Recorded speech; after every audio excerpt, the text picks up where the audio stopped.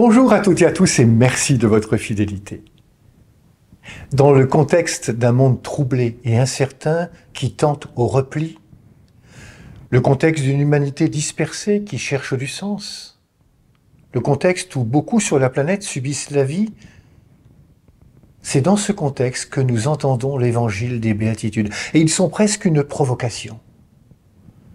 Mais c'est aussi un appel fort à nous réveiller, un appel fort à la foi et à l'espérance.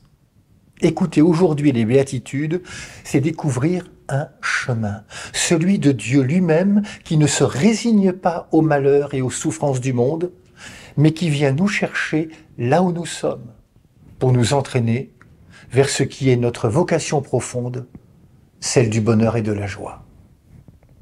Pas le bonheur de celui qui a le ventre bien rempli ou celui pour qui tout se passe bien, mais le bonheur de celui qui avance sur le chemin de Dieu dans la patience, la pauvreté, le service des autres, la consolation.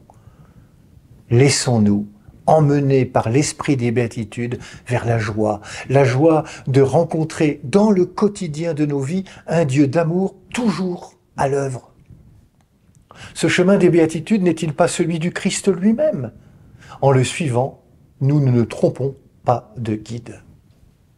Heureux ceux qui ne sont pas blasés, ceux qui savent encore s'émerveiller. Heureux ceux qui ne se font pas une carapace de leur qualité, ceux qui reconnaissent dans leur vie des blessures, des failles, des ouvertures par lesquelles la grâce de Dieu peut passer. Heureux ceux qui combattent les idées fausses ou perverses sans blesser les personnes. Heureux ceux qui sont capables de vibrer à la peine des autres, qui, comme Jésus, se laissent toucher. Heureux ceux pour qui la justice ne se réduit pas à la défense de leurs intérêts, ceux dont la solidarité et le partage s'étend aux plus pauvres, aux plus fragiles, aux plus démunis.